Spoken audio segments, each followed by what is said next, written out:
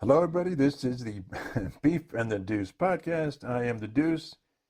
It's Sunday evening, and the Beef and I have things to talk about. So, chin straps, buckle up. Here we go. Beef, how's it going? We're here. Yeah. We as the dreaded Browns and Dallas fans that we are. Oh God. We are here. Oh boy. Oh boy. But like you said, we got some stuff to talk about. Got some college football. Got some NFL, obviously. Yeah. Let's start with the college. We have to acknowledge Robert, our good friend Robert. He called the Ohio State score exactly, 49-14. I hate him, but there he did. He won. So good for him. Yeah, root beer's on his way, Root so to beer speak. Floats for everybody. Okay, that out of the way. I still think Michigan has problems, big problems. I think USC was one missed tackle away from winning that game. And I was impressed by USC's defense. I was impressed by the second half turnaround. Yeah. Which, of course, goes into the defense. But they looked out of sorts in the first half. Yeah, terrible. Like, just completely out of sorts. Mm-hmm. Miller Moss didn't look comfortable. Right. I felt like the offense as a whole, obviously, given the 3-point first half, they couldn't get going. Right. And I think part of it was Michigan's defense played a hell of a first half. Yeah. And then obviously the rushing attack from them was dominant. Yeah. Throughout the entire game, it was just dominant. But you saw it in the first, 10, 15 minutes of the game, just breaking off two massive run plays. Yeah. But going into Michigan's problems, they can't pass the damn ball. Yeah. How many times? You're not going to win a lot of games when you pass the ball for under 50 yards total. Yeah. Yeah, I think by the time that one number 20 ran the ball in the second half, they only had 10 yards of offense in the second half or something like that. It was really bad. That's not good. Yeah. It's interesting because initially, and I think me along with a lot of people, figured Alex Orji under center, that's the guy. Like, he is the guy. Mr. Dual Threat himself. There's not a lot of dual threat. Not much. After that first game. Even the commentator was thinking they were going to bring in the other fellow just so he could throw the ball? Yeah, just so there was something. Like, to their credit, they ran the ball very, very efficiently. So, like, obviously that is going to help you win a decent amount of games. Yeah. Oh, yeah. But when it comes to the game in late November, you're not going to win a football game of that magnitude without throwing the ball for at least 100+ yards. There's no chance. Yeah. And then the offensive line in the second half looked like crap. Yeah. Yeah. And then USC, turned it up way past 100. Yeah. And like you said, they were one defensive tackle away from winning that game. Just an absolute blown tackle. And like you said, and I quote, typical USC fashion. Yeah. Yeah, it is. It is. It's like, I think I texted you, it's like this is a throwback to last year and so. They just miss every damn tackle. Yeah. It was bad. Yeah. But at least for this game, it wasn't Lincoln Riley's fault.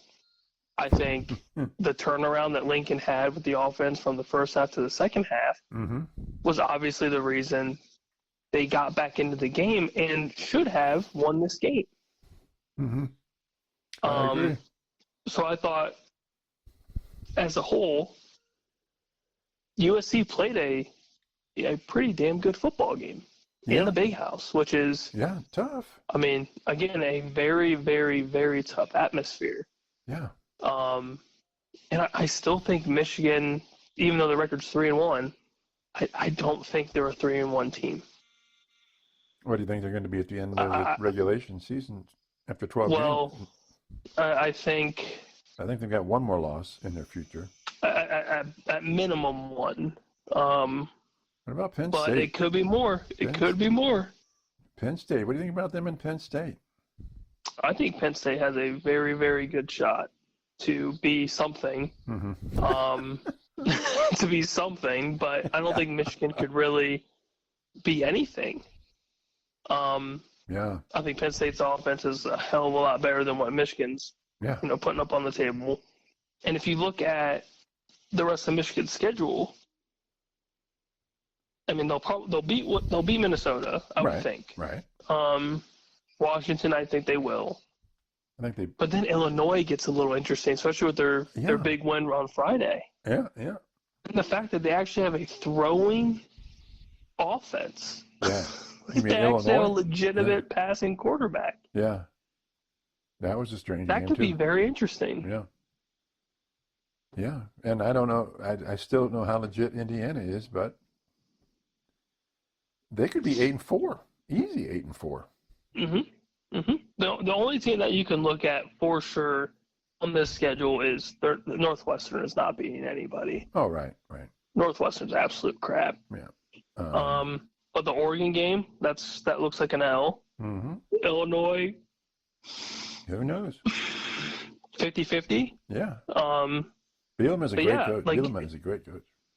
Yeah. So I mean, there's a lot of potential for them to be a multiple loss team.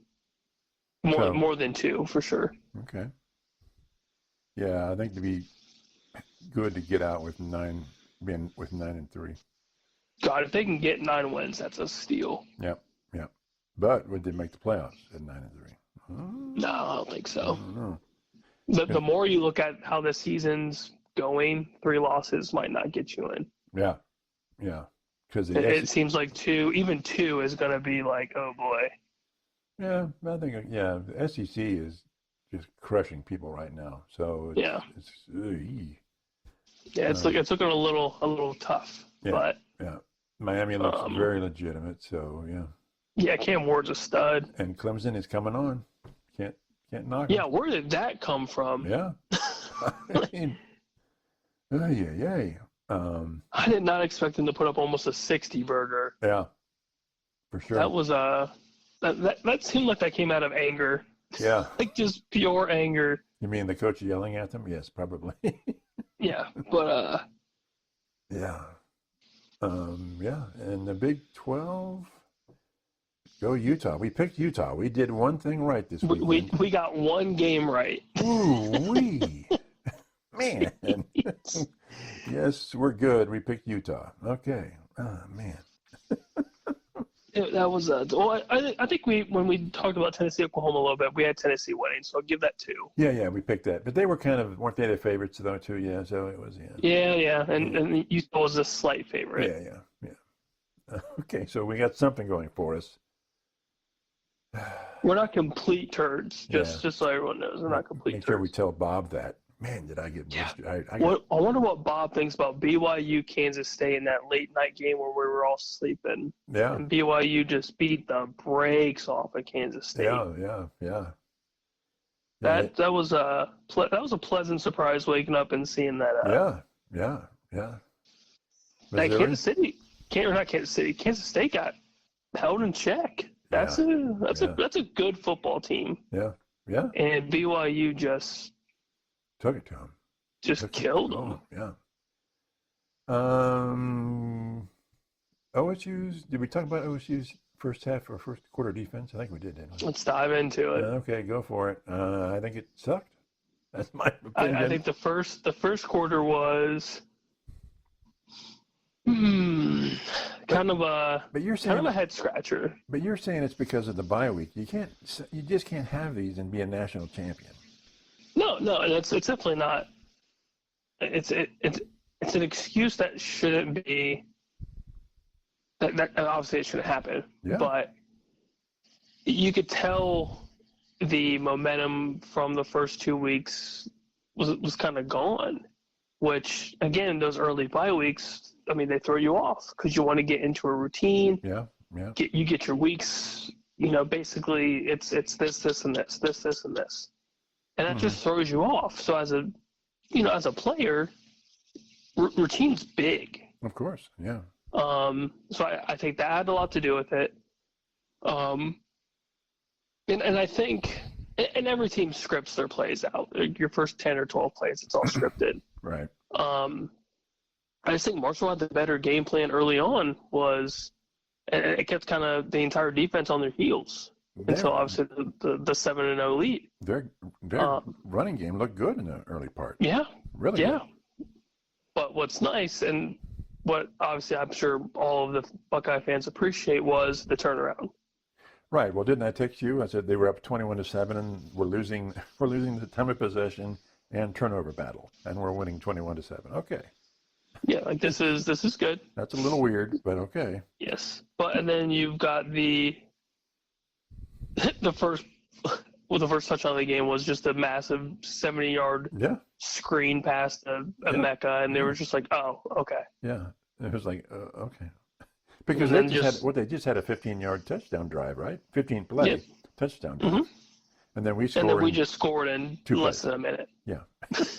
Like just boop, see you guys. Well, that's the difference between their team and our team. Okay. Yep. And then obviously our running attack is just it is easily the best in the country. That Junkin guy is dangerous. Quinshon Junkins is a stud. Woo! I mean, he's an absolute stud. I like the other guy, but this guy is brutal. Yeah. Travion's great. Yeah. Quinshon's great. I mean, we don't have a player on the offensive side of the ball that's bad. That's going to be a severe problem. The more and more that momentum carries, the relationships on the field with everybody. Will Howard's obviously coming into his own. Yeah, right side of the line, you got to pick it up though. Yes. But it's nice to see. I like seeing. I know it sounds crazy. I like seeing Will Howard make a mistake, throwing that interception. Like that's good. You learn from these mistakes because you're not going to not run that play again.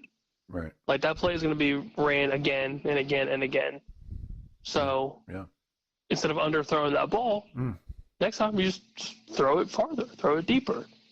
And you got to see him also, after that mistake, come back and lead another great drive. Yeah. Like that I like seeing that aspect. I don't want you to be perfect, but I want to see what happens after you make a mistake. Are you just gonna continue to make mistakes, or are you gonna turn around and play better football? And he did. So I thought that was good, and obviously the defense turned around and just absolutely obliterated Marshall's offensive line. Yeah. But early on it was definitely disappointing. But they turned it around, and that's all you can ask for. I mean, we still held Marshall to 14 points. Yep. And Marshall's not a terrible football team. No, they're not. So that's pretty good overall. Yeah. Okay. Anything else with the Big Ten college-wise? I think that's about it, really. I mean, the SEC just took care of their business really well. Yep. All the big games start next week. Yeah. That Georgia-Bama game is going to be massive. Yeah. It's going to get very interesting. Okay. Now let's go to our favorite football league, the NFL. Okay, I'll start off with the Browns. The Giants literally tried, I think, to give the Browns the win. I mean, they were down starting in the fourth quarter or so, or somewhere in there. It was 21-7, and then the Browns scored and got a 2-point, so they were down 6. And then it was just back and forth, and the Browns fumbled, and they threw it. I mean, it was just, they just had so many opportunities to win that game, and they just gave it up all the time. Interceptions. I mean, people criticize Watson, but he had a pretty good throwing game. he threw some good balls right into people's numbers on their chest, and they just dropped the ball. The final drive for Cleveland, he hit number 19, and the guy had his arms down, and it went right into his chest, and he dropped the ball. And that was a fourth down play, so that was the end of the game, really. But it was just stuff like that, a fumble, and penalties. Yeah, they just gave it away. And the Giants, I mean, credit to them, but they didn't do it. You know, if it wasn't for the Browns, who knows? But very disappointing. Very disappointing. And their offensive line is still not doing jack. It is terrible. Finally, they were at the second half. They were sending Watson scrambling out, and there were a couple of plays that I thought, you know, he's just going to take the ball and run it, and he did for a first down because he's just getting no time at all. If the first receiver isn't open, somebody's in his chest, and you know he's making a ton of money, but they're just giving him no time, and that's terrible. That is terrible. That's all I can say. It's terrible. Yeah, like the Russian attack wasn't really there. No, well, it wasn't terrible, but it wasn't. Yeah, it wasn't there. They're not opening up holes. Yeah. Yeah, it's you're lucky that Amari Cooper came out to play today. Yeah, he looked good. Which was great to see. And those balls from Watson were nice balls. Yeah. And who's the 34 running back? Jerome Ford, yeah. I mean, Watson handed the ball off him right in his chest, and he dropped it. Yeah, that's just typical Browns. Yeah. So anyway, that's my anxiety. That's my frustration. How about you? Well, it's we didn't lose to the Giants. So that's nice. Although you play them next week, who knows? We do play them. We play them Thursday. God, if you lose to the Giants. Oh God, yeah, we might cancel this podcast channel. We might be done. We literally might be done because I'm never going to hear the end of it. Yeah, you're just never going to answer the phone again, right? Oh no, it's just canceled, blocked. Yep. But we just started off so damn bad against the Ravens, and obviously we're talking about me being the amazing Cowboys fan that I am. Mm-hmm. Yeah, we fell behind just way too early, and we try to get out of this 6-foot hole that is impossible to get out of. Right. And yeah, I mean that was basically it. We made a decent run towards the end of the game. A very good run. Where they had 19 that kind of I mean, unanswered points, and you still lost the game. Yeah, that's but it tells me two things. Yeah. It tells me one. Okay. It tells me that one, the team as a whole is very capable of putting up points in a hurry. Yeah. Now, as part of it, Baltimore playing kind of a soft coverage defense, so they're not giving up the deep ball. Well, yes, they're known for giving up leads at the end of the game. Yes, right? Yes. Oh yeah, they get what was it, like 10 or 12 losses, something crazy stat line. Leading into the fourth quarter, yeah. Whew. So yeah, I mean that has a lot to do with it, but like, why can't we do that in the beginning of the game? What? Like, it doesn't make any freaking sense to me. What happened to CeeDee Lamb this game? I mean, they just doubled him. I mean, they're shadowing him, which they should. Like, as a defense, as a secondary, you need to shadow one of the best receivers in the league. Yeah. So that's fair on their part. So they held him to under 100 yards, which is pretty good. Mm-hmm. That's pretty okay. But I like seeing some of our younger receivers. Jalen Tolbert came out and had a nice score. Nice little touchdown there. My guy Cook, he was in the end zone and dropped a touchdown pass. Brandon Cooks had one in his pocket, and that just obviously did not work well. But I still feel like our offensive line is just very average. Now, some of it is Dak holds the ball too long, and just makes some very piss poor decisions. But we just don't have a running game. Yeah. And that's kind of the downfall. It's like our running attack is just almost non-existent. So they just go hard in the paint. And just the pressure from the defensive line for the Ravens just kind of got to us towards the end. Yeah. So obviously it was not very helpful. But in our defense, Mike Zimmer needs to get something figured out. We just cannot stop a nosebleed. I mean, the rushing attack for the Ravens just destroyed us. Well, yeah, but they've got a good running game. But we gave up over 220 yards of rushing. Yeah. That's terrible. That's unacceptable. I don't care if you have Derrick Henry or if you have Barry Sanders in the back. Mm-hmm. Like, you can't give up that many yards on the ground in addition to a dual threat quarterback throwing through the air. Yeah. Yeah. Like, that is just too much. So something's got to get figured out, because that's 2 weeks in a row we've just crapped the bed. But what did they do in the second half? I mean, they shut them down. Yeah, but we need to do that for a full game. Well, we can't do that just because we're down 22 points and we're like, oh, wait a second, like, we need to win this football game. Yeah, yeah. Yeah, you need to figure that out when it's the first quarter, 15 minutes left in the first quarter, you're on the field, like, let's go. Yeah. So there's a lot of problems. There's a lot of problems for both of our teams, but Yeah. hopefully this Giants game on Thursday is a get-right game. It better be. But yeah, we need something. We need something. Yeah. We definitely need a running game. We don't really have much of any. So is Zeke just not the guy? I don't think so. I think it's Rico, and even then it's not Rico. Yeah. Yeah. Like, there was a couple times where he had some decent runs, but we need a rushing attack that has at least 15, 20 rushing attempts. Yeah. Not 10. Yeah. 9. Now, granted, we're coming from behind, so you're not going to get a ton. But even when we've had 15 or 20 rushing attempts, we're not getting a bunch of yardage, Mm-hmm. which doesn't open up any play action. Well, is that the fault of the line, though? I think it's a fault of both. Okay. The personnel and the line. The line's just not playing well after 3 weeks. It's not like it used to be. Yeah.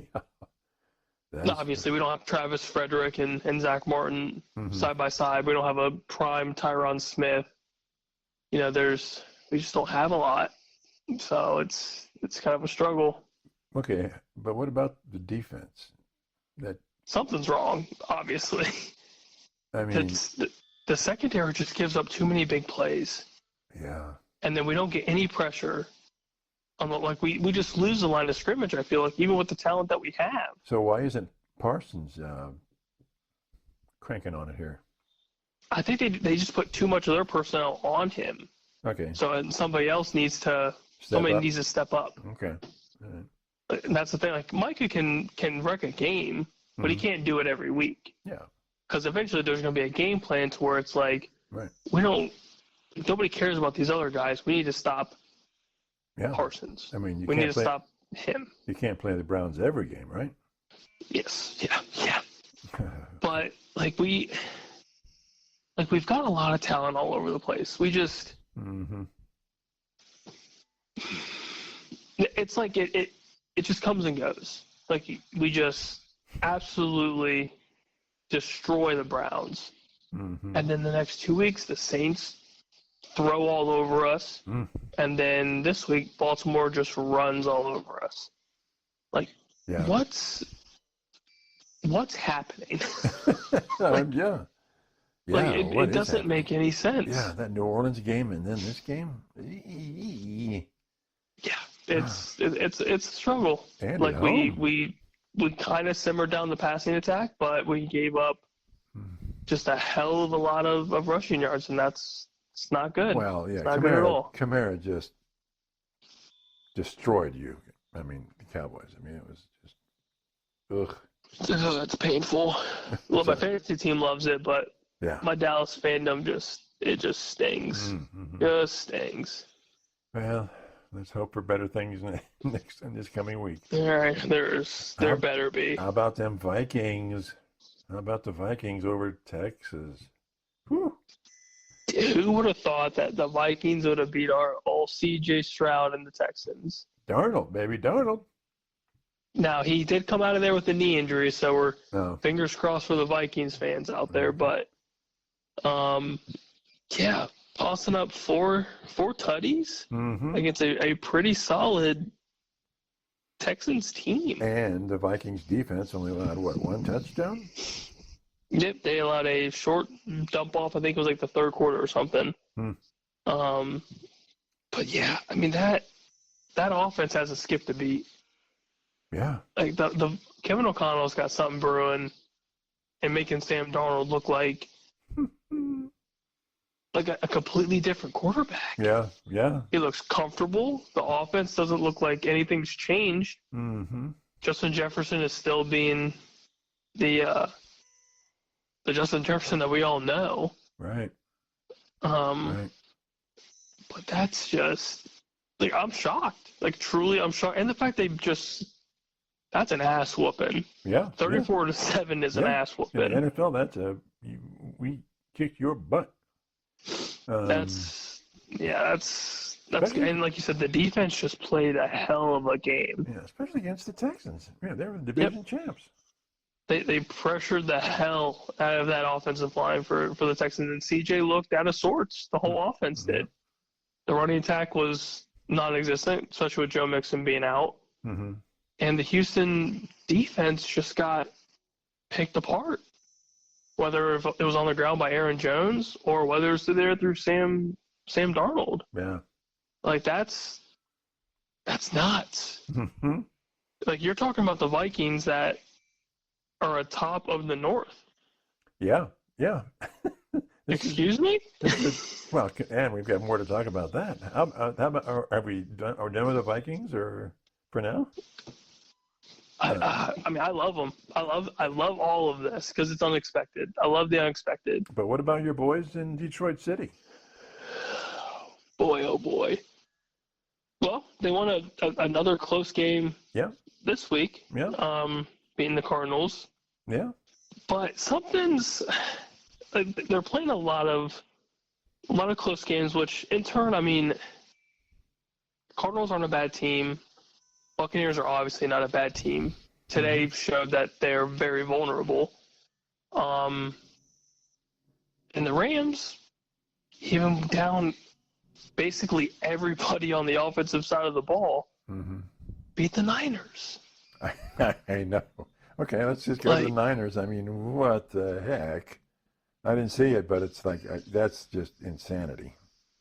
It was just like the offense kind of froze when it got into third down, and the Rams just capitalized. I mean, they leaned on Kyron Williams, which, again, on my fantasy bench, like a loser, scored 3 touchdowns. And they controlled time of possession. And they just played smart football. Yeah. Or they didn't really control time of possession, but at the end, it just seemed like they made bigger plays. No turnovers is obviously very helpful. Yeah. But yeah, I couldn't believe it. I mean, Brock Purdy played a hell of a football game. Him and Juwan Jennings were lights out. But yeah, I mean, it was just towards the end of the game. It's as simple as I think the Rams wanted it more. So at the end of the game, I just think truly they wanted it more, and I think it came down to coaching, and Sean McVay prevailed. So right now, the 49ers are at the bottom of their division. Is this the new reality? Or I think the new reality is the fact that Pittsburgh's 3-0. That's crazy. But yeah. I don't think I'd be terribly worried if I'm San Francisco. Really? I mean, now I know I called this and you made fun of me because you thought I was a loser, but Seattle was also 3-0. Yeah, you're right. So I would like I would like an apology. I apologize. Call me a loser. I never call you a loser. I think you're a loser, but I never call you one. But yeah, I want to be. I would not be too worried about it. It's so early. But I mean, not having Debo is tough. But Not having CMC is tough. But this is a conference loss. This is a conference game. Yes, absolutely it is. Absolutely. I mean, and they are 0-2 away. Any away games, they are defeated. I mean, the West is starting to turn up as this could be one of the harder divisions in football. Yeah. So the Cardinals play very tough. Like the record doesn't show it, obviously, at 1-2, but they're on the verge of beating Detroit. They should have beat Buffalo. Mm-hmm. And they destroyed the Rams last week. So we talked about this, everybody was saying the AFC North was the best division in football. What about, and I think you even said NFC North. The NFC North is on drugs. Yeah, I mean, with Vikings at that, Detroit, the Vikings, Green Bay with Love with no out, Jordan Love. With no Jordan Love. Destroyed. Malik Willis looked like a damn Pro Bowler. Whew. Like this, it's crazy. So, now the Bears look absolutely terrible. Yeah, I will put that out there. Yeah, okay, but that's one. But the other three are like, this is good. Green Bay's defense came to play today. Yeah. Detroit, if it comes down to a close game, I would take Detroit 100 times out of 100 because of that running attack they just lean on. So who do you think has the toughest division in football right now? If I had to put my guess down right now, I would say it's the NFC West. Over the North? records, the NFC West doesn't show it record-wise, but all four of those teams have a chance to beat anybody in the NFL. Okay. But you can also make the argument with the North because you obviously have Minnesota at 3-0. Yeah. Obviously, they haven't skipped a beat, regardless of who's under center. Right. Detroit? Detroit's obviously a Super Bowl favorite, Super Bowl contender at that. Green Bay's kicking butt. Yeah, the only thing with Green Bay that is just kind of like is they beat the Colts and they beat the Titans. Titans are not a very good team. Okay. And I don't know about the Colts yet. Like, I'm still very indifferent about them. Tell me about it. Like, Anthony Richardson's obviously he's okay, but like today they won the game because of Jonathan Taylor. Running back, yeah. Yeah, Jonathan Taylor just tore it up. So you think even the Rams are that good? And Arizona? Look at what they did today. They beat the Niners. Okay, but we're trying to look at a trend here, not just one game. I'm just saying that the Rams have been in every game but the one last week. So, like, the Cardinals just completely obliterated them. Yeah. And that was Marvin Harrison's breakout game, and the rest is history. Okay. But the Rams week 1 against the Lions beat them in overtime. Yeah. Yeah. And then you look at the game today, Rams won on a last-second field goal. It's like they're in these games. Yeah. That shows something. And then you go to you don't have to really explain the Niners. The Niners are just destroyed by big injuries. Yeah. Like, they didn't have Kittle today. Debo was out. CMC's out for, a month or so. Yeah. So you can't really fault them on that. Like, they're playing with what they got. And once they're healthy, they'll be fine. Okay. But yeah, you can make the argument with the North and the West. I think both of those divisions are. I wouldn't want to play any of those teams. I'd play Chicago because you just run all over them. But yeah. But you look at all four teams in the West; they're all very, very good. Okay. And what's interesting too is that outside of the Cardinals, Seattle, the Rams, and the Niners, they're all dealing with just massive injuries. Yeah. And they're still playing really good football. Okay. All right. That's my hot take. I'll give you hot that. take. Speaking of hot takes, Tampa Bay loses to Denver. What the heck? And I don't know what that was. Like, truly.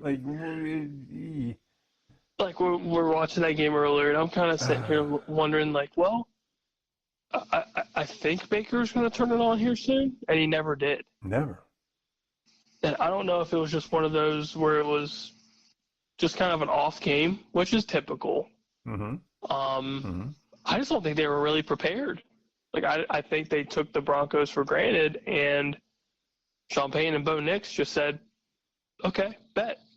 And they just wanted the game more. You mean my guy, Bo Nix? Your guy. Your number one quarterback, Bo Nix. Yeah. Took it to him. Yeah, that was embarrassing. That's an embarrassing loss if I'm Bake and the Buccaneers. That's a game you should easily win. But now with the Saints, and we'll see what happens with the Atlanta. The Saints? What the heck? They were in that game to the very end. Yeah. And it was an ugly game. God, it was an ugly game. Jalen Hurts is just playing just multiple turnover football. Mm-hmm. And the Saints just kind of played conservative. A lot of running, a lot of dump-off passes. They didn't really get the deep ball going, which I expected it to be. A Shaheed, Olave combination of just deep ball this, deep ball that, and it just never happened. Okay. But the Saints are just playing good football too. Yeah. And like we went into this, in the preseason when we talked about the divisions and stuff. The Saints have a pretty decent schedule. Like, it's pretty easy. Yeah. And if they're playing good football already, who's to say they can't win that division? So are they going to have to rely on their defense or offense? I think their defense needs to be a little bit better. Obviously, they held the Eagles to 15 points, which is pretty impressive. good. That's very impressive. That's very good. But I think their offense will kind of make or break their team. Yeah. Like, once they got Olave involved, that offense kind of spread out a little bit. Mm-hmm. I like the fact that they're feeding Alvin Kamara a healthy amount of football. Because I think he's going to be able to open up the entire offense, whether it's screens or whether it's just short dump-off passes or if it's, crossing routes that Olave's, one of the best receivers when it comes to that play. Crossing routes and slants, he's got great hands. So, that opens up everything. Mm-hmm. And Derek Carr just has to take care of the football. That is his job. Just don't turn the ball over. Yeah. Yeah. And I think the Saints have a good team, and their defense is better than average. So, just play turnoverless football and keep the ball in Kamara and Olave's hands, and good things will happen. So, is Miami done this year? Are they done? Yeah, I would say so, because you don't know when Tua is really coming back. Right. It sounds like they're going to try to look for a quarterback in some sort of trade. Mac Jones is a name that's been read about, which wouldn't be terrible. He's a competent quarterback. And then this whole Bryce Young thing with Bryce Young being benched and Andy Dalton's out there just slinging it. Just Red Rocket out here slinging. Oh, man, this guy, he's how long? I was like, I couldn't believe this. Well, he's been in forever, and he's still just first game he started just almost 400 yards passing. Loving the old guys. Come on now. Like, dude. And that's the kind of the other thing. Like, do the Dolphins take a younger quarterback and try to groom him? Like, if that's the case, Bryce Young's right there. But he's been. I don't think it's a good idea. I don't think it's a good idea. I get the point, but he's been so pounded. No, he's been destroyed. Mentally now, too, because he's already been benched. Right. For a guy that's 45. And redheaded. Yeah. Yes. Yeah. So it's a very interesting kind of dynamic for Miami. But if I'm them, I'm trying to go after a competent, somewhat reliable quarterback too. Flacco. Oh God, could you imagine him, Tyreek Hill, and Jalen Waddle? My God. I think it's a good move. I think it's great. Yeah. Would Flacco do it if they paid him similar to what the Browns did to bring him in? Yeah. Why not? Oh, hell yeah. Go to Miami, no state tax, please. Yeah. Because he's not getting any playing time in Indy unless Right. Richardson goes down, and Miami's got a better team than Indy. Right.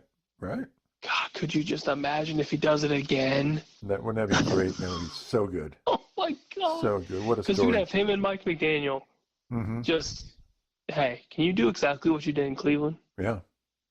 He's like, sure, I can. That'd be wild. Yeah, oh, absolutely. I will absolutely throw the Tyreek Hill and Jalen Waddle. Yeah. Sign me up. Yeah. Yeah.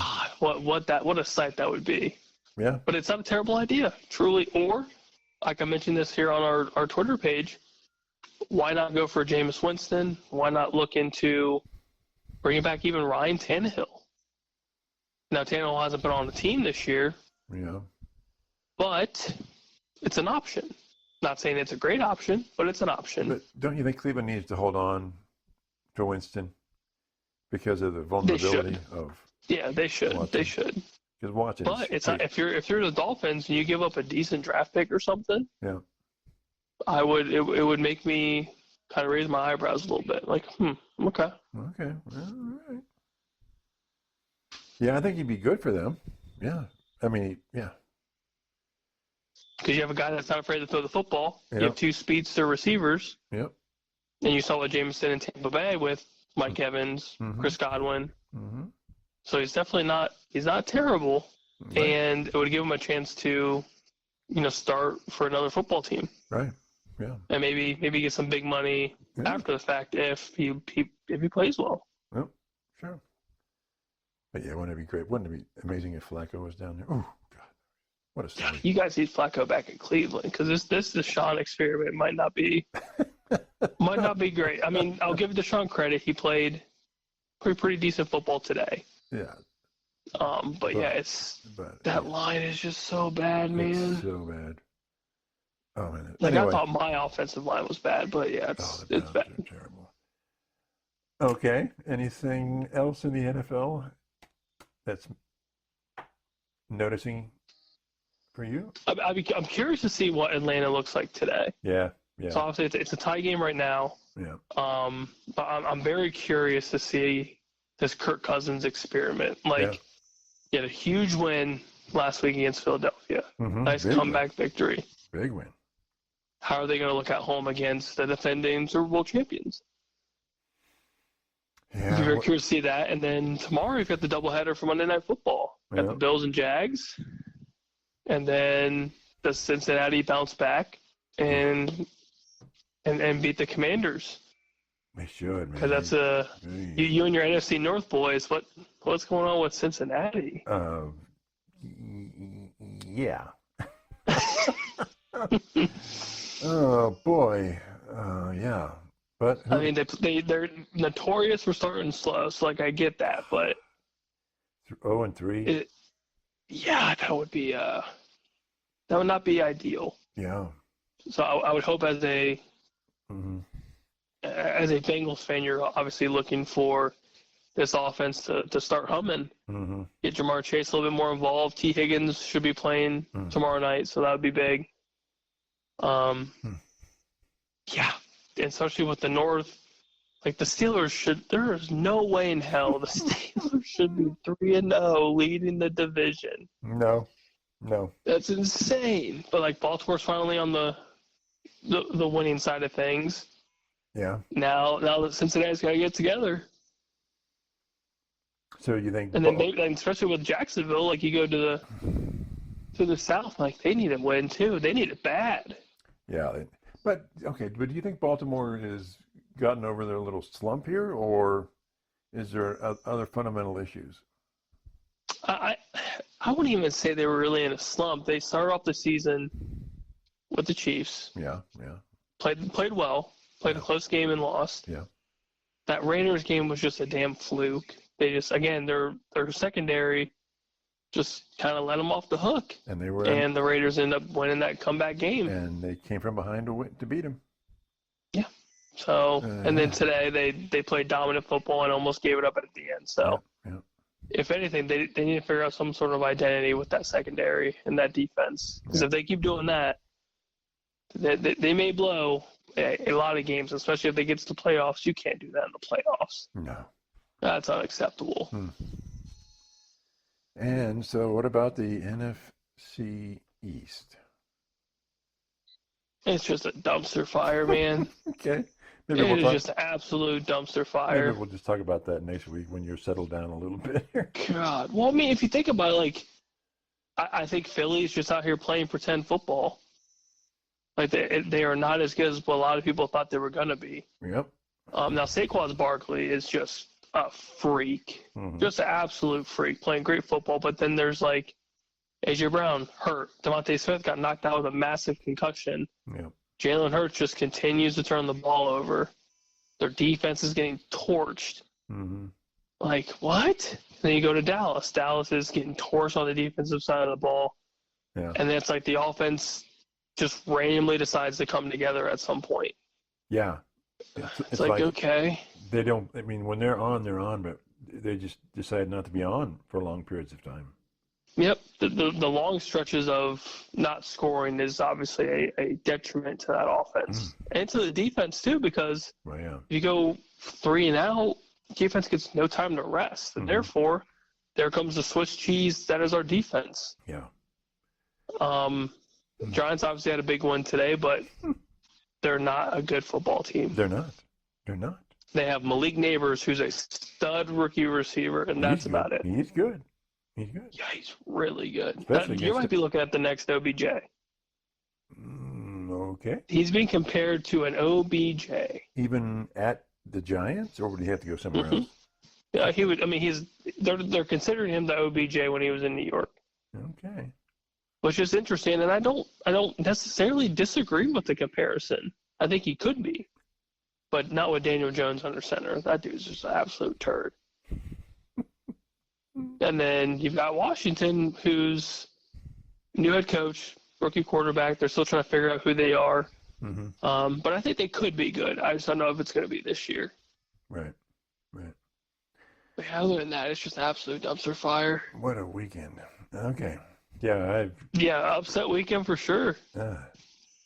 Okay, well, hopefully we'll have better luck next weekend, and we'll talk to everybody on Friday.